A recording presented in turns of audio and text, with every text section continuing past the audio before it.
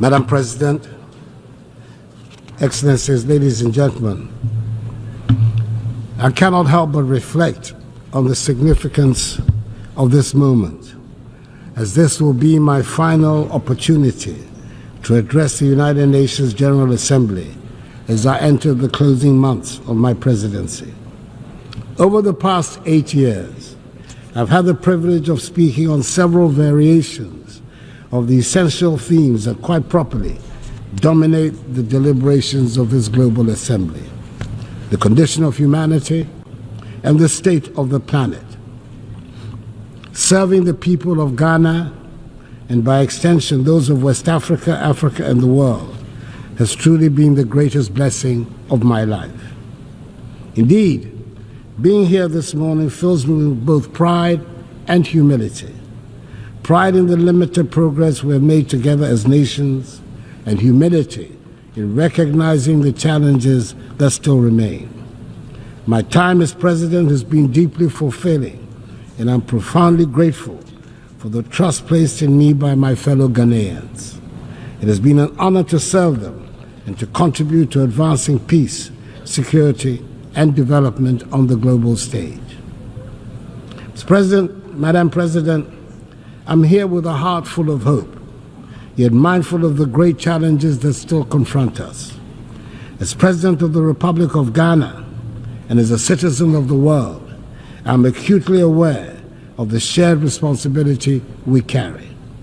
Our work here is nothing less than shaping the future of humanity, a future that will affect generations long after we are gone. Leaving no one behind, acting together for the advancement of peace, sustainable development, and human dignity for present and future generations, reminds us that the decisions we take here will define whether we rise to meet the hopes of billions or continue to let inequalities and injustice persist. We owe it to those who look to this body for leadership, to act, and not just to talk. The world we live in today is a stark, unfortunate contrast of privilege and hardship. For too long, the voices of those marginalized, those left behind, have been drowned out. They constitute the bulk of humanity. These are the voices of the poor, the displaced, the vulnerable. We cannot in good conscience leave them behind. They should be at the center of our discussions and our decisions. Africa in particular knows the cost of being left out. Yes, we're a continent rich in potential and resilient in the face of adversity, but we have also been disadvantaged by a global system that has generally treated us as an afterthought.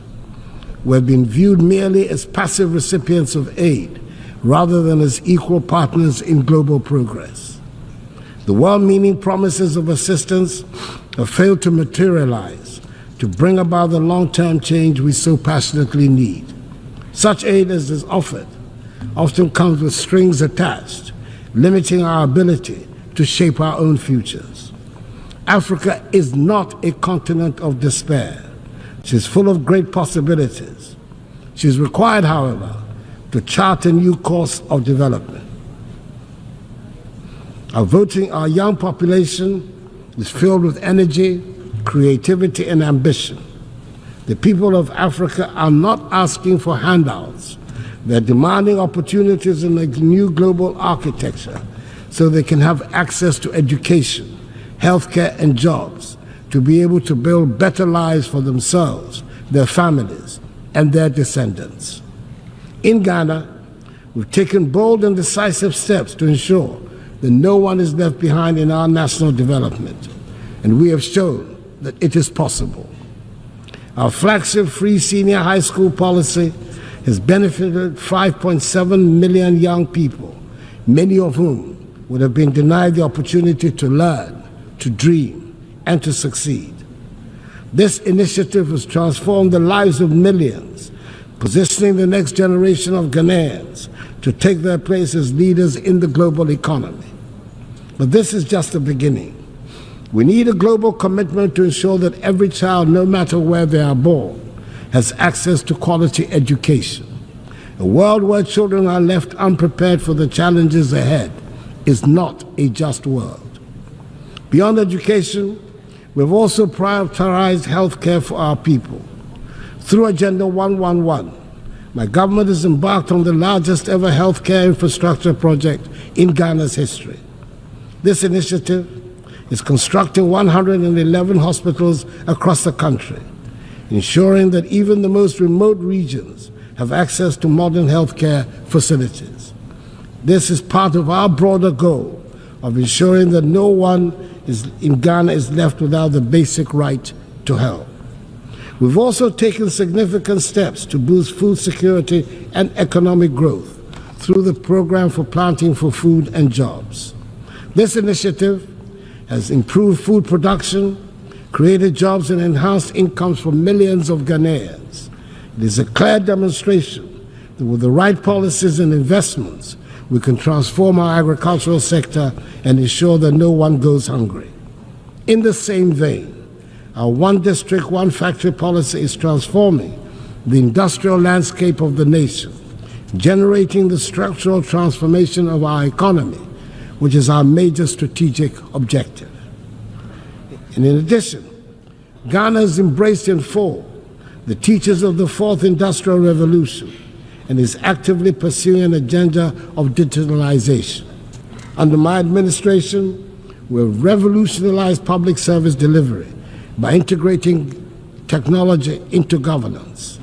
From the introduction of the Ghana Card, which has streamlined identification and access to services, to the digitalization of the country's land registry, these reforms have enhanced transparency, efficiency, and accountability.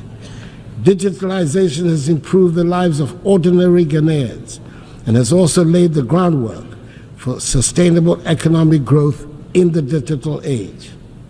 And let us not forget the strides we have made in enhancing the rule of law and governance through reforms in the judicial system, strengthening our democratic institutions, and promoting transparency. Ghana continues to be a beacon of good governance in Africa. We have enacted laws and implemented policies that uphold the principles of accountability and ensure that every Ghanaian, regardless of their background, is protected by the rule of law. Madam President, it is impossible to address the challenges of today without speaking of the contradictions that exist within this global institution. We gather here to discuss peace, but wars continue to ravage nations. We speak of justice, yet justice endures. Take the Russian invasion of Ukraine, for instance. Millions of lives have been uprooted. Thousands have lost their lives, and yet the Security Council has struggled to respond decisively, just as it is struggling to make a decisive intervention in the tragic ongoing war in Gaza and the Lebanon. The structure of the Council reflects a world that no longer exists, and its failure to act in times of crisis raises a difficult question. What is the purpose of the Security Council if it cannot intervene when the world needs it most? Reforming the UN Security Council is a matter of fairness and necessity. The current structure, created in 1945, no longer reflects the realities of today's geopolitical and economic landscape. Africa, Latin America, and South Asia remain underrepresented despite their significant influence on global affairs. This lack of representation undermines the legitimacy of the Council's decisions, and the use of veto power by a few permanent members often paralyzes its ability to act effectively during crises. Reform is essential to ensure that the Council is more inclusive, democratic, and responsive to the complex challenges we face today. The world has changed, and the Security Council must change with it to maintain its relevance in promoting global peace and security. For years, I've championed the need to reform the Security Council as per the Ezulwini Consensus, the common African position on UN reform, which calls for Africa to have permanent seats on the Council. It is incomprehensible that a continent of 1.4 billion people has no permanent voice in shaping decisions that affect global peace and security. The time for half measures is over. We need a Security Council that is fit for purpose in today's world. It is heartening, however, that finally the demand for reform has found acceptance by leaders of 2 of the 5 permanent members, President Joe Biden of the United States of America and President Emmanuel Macron of France. Hopefully, the others will soon follow suit. We must also recognize that the fight for peace goes beyond government actions. It is a fight for humanity itself. In Africa, we have often borne the brunt of conflicts, sending our troops to peacekeeping missions with limited support from the global community. While I'm pleased to see the UN now taking steps to finance peacekeeping in Africa, an outcome of Ghana's presidency of the UN Security Council, we must go further. Peacekeeping alone is not enough. We must address the potential causes of conflict, poverty, inequality, and lack of opportunity. True peace comes from investing in education, healthcare, and economic development. However, peace cannot be imposed from the outside. It must be built from within. African nations must take ownership of their security, and the African Union needs to strengthen itself to be able to respond swiftly to threats. Madam President, as I speak today, ongoing developments in West Africa are deeply troubling. Military coups in Mali, Guinea, Burkina Faso, and Niger threaten the democratic progress we have worked so hard to achieve within the ECOWAS community. These coups are stark reminders that democracy is indeed fragile and must be continually nurtured. In Ghana, however, we will remain resolute in our commitment to democracy. As my presidency draws to a close, I want to assure this Assembly that the upcoming 2024 elections in Ghana will be free, fair, and transparent. Ghanaians have demonstrated time and again in the last 3 decades their strong attachment to democracy, which they will not permit to be undermined. The Electoral Commission, supported by Ghana's security services, is well equipped to ensure that the will of the Ghanaian people is respected. Ghana has long been a beacon of democracy in Africa, and we intend to keep it that way.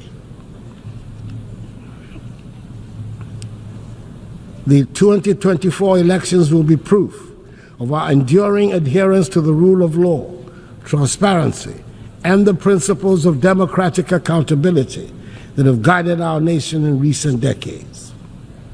Madam President, we find ourselves at a pivotal moment in history.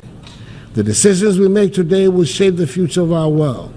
We can choose to act with courage, compassion, and a commitment to leave no one behind, or we can choose inaction and allow the suffering of millions and the degradation of the planet to continue.